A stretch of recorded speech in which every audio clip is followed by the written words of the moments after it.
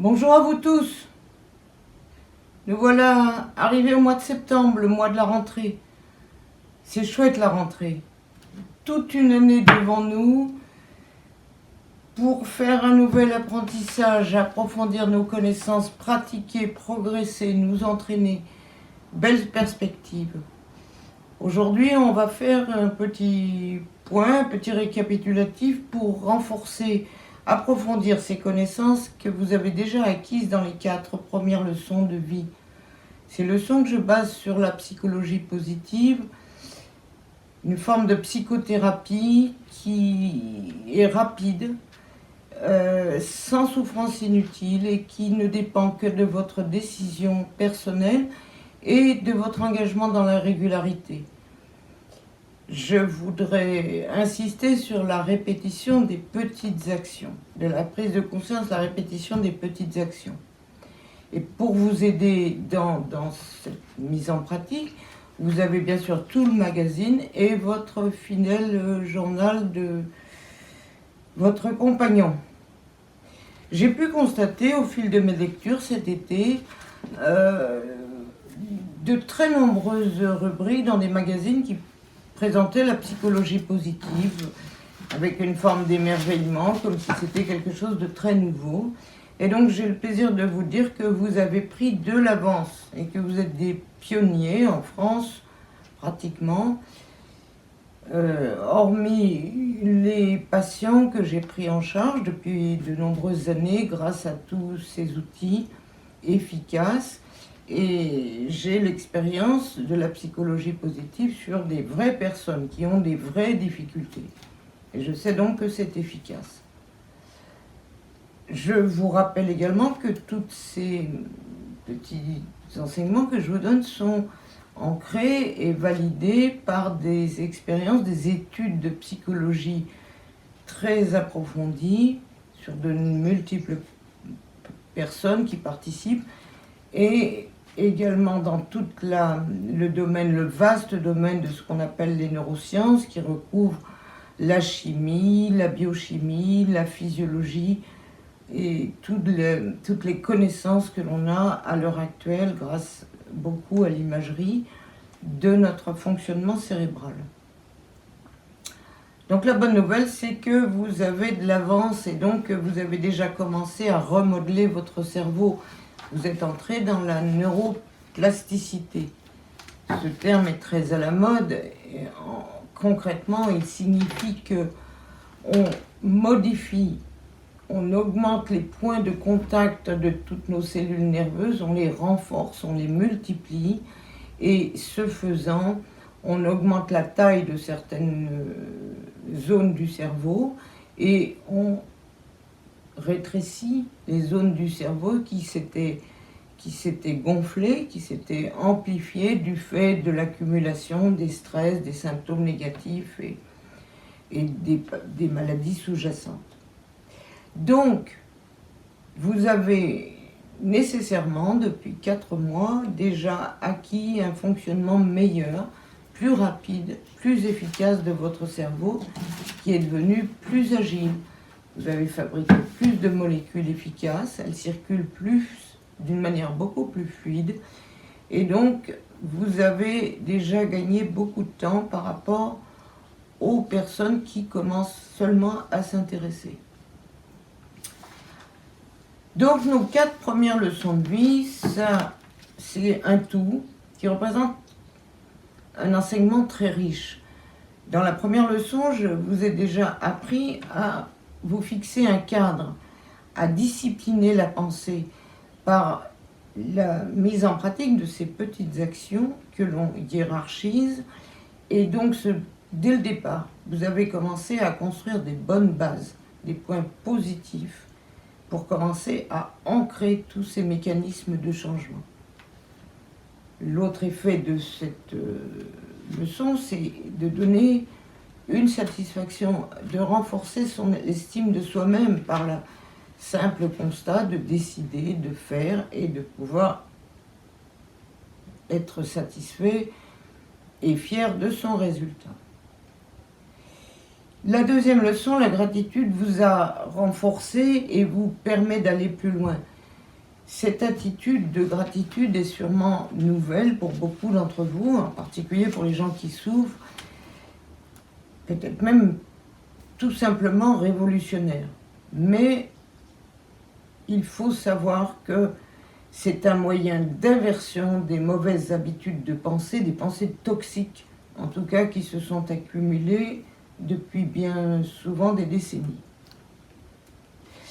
Dans la troisième leçon, vous avez aussi pris conscience des mauvaises habitudes qui sont bien ancrées et que vous avez compris à quel point elles étaient nuisibles pour votre vie, pour votre bien-être, votre qualité de vie.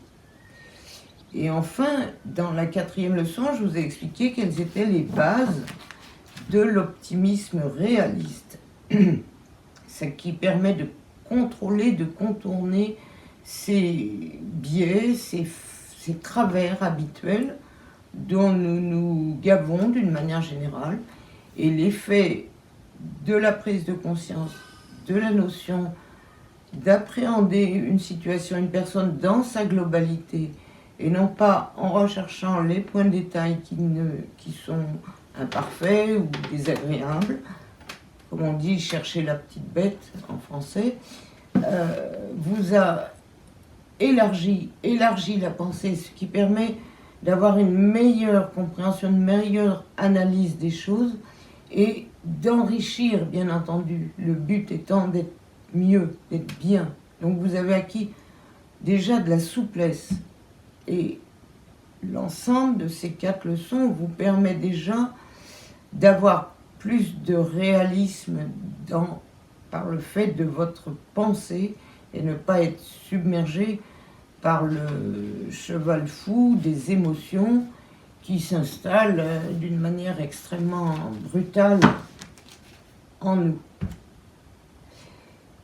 Dans cette petite séance récapitulative, je veux insister aussi sur la dimension corporelle, que peut-être je n'ai pas assez mise en avant.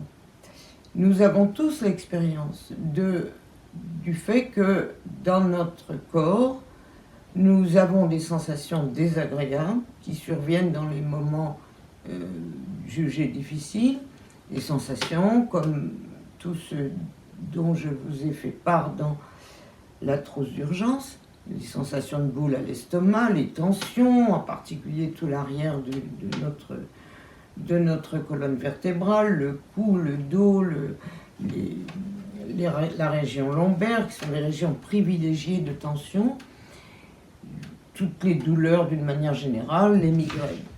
Toutes ces sensations s'imposent à nous d'une manière brutale et malheureusement avec une sorte d'impression d'inéluctabilité. Mais à l'inverse, il faut savoir que les sensations physiques ressenties lors de l'état de bien-être sont parfaitement observables, analysables et reproductibles. Et donc je vous invite d'une manière très rapprochée, plusieurs fois dans la journée, de prendre conscience de ce bien-être physique que vous ressentez lorsque vous êtes bien. Ça peut être une sensation de légèreté, une sensation de souplesse, de fluidité dans vos mouvements, de chaleur, de confort d'une manière générale. Donc ces sensations, repérez-les, prenez-en bien conscience, amplifiez-les, retournez-y le plus souvent possible. L'autre outil indispensable, bon marché, c'est la respiration.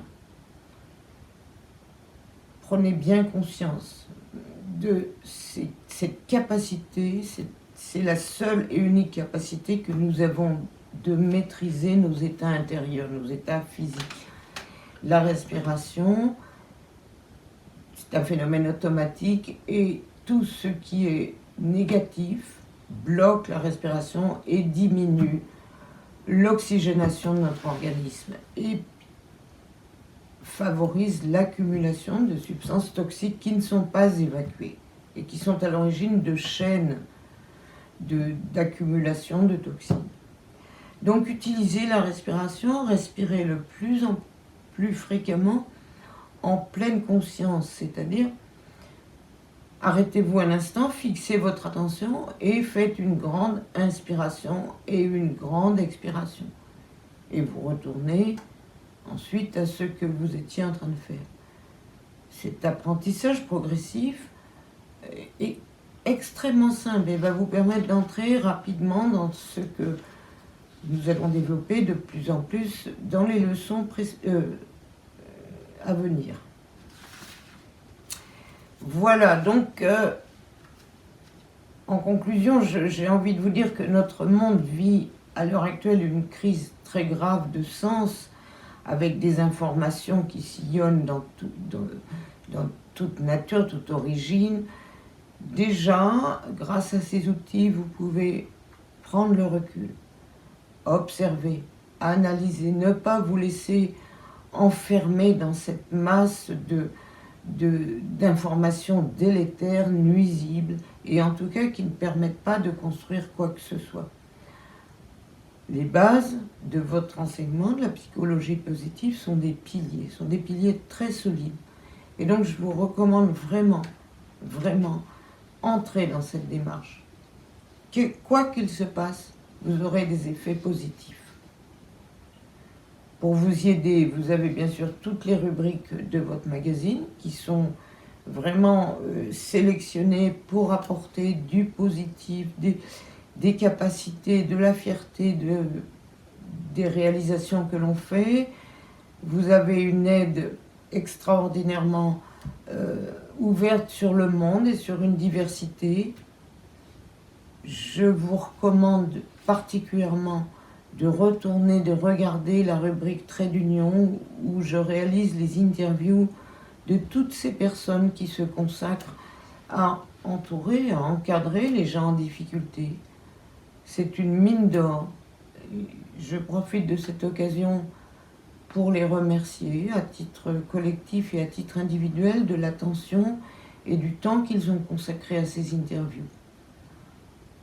Je le sais par mon expérience professionnelle auprès des patients et avec les équipes, il y a des richesses insoupçonnées et une des sources de joie est que les gens aiment à les partager.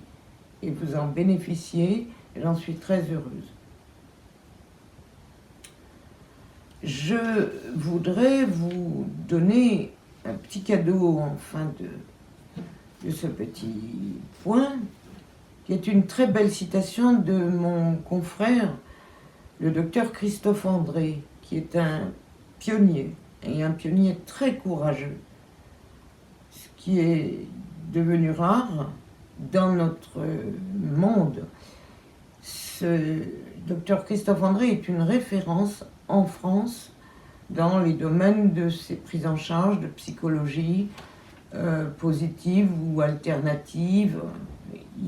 C'est quelqu'un qui a énormément travaillé, qui continue de travailler beaucoup, et depuis de nombreuses années, je recommande tout ce qu'il fait et diffuse à l'ensemble de mes patients. Et mon confrère a ce mot magnifique: le bonheur, c'est du bien-être dont on prend conscience. Alors je vous invite à entrer dans cette pensée, à la ruminer, à la méditer, à en tirer profit, à décider des petites actions, de tout ce qui va s'accumuler pour aller vers le bonheur, vers une qualité de vie meilleure chaque jour. Et je vous souhaite une excellente rentrée.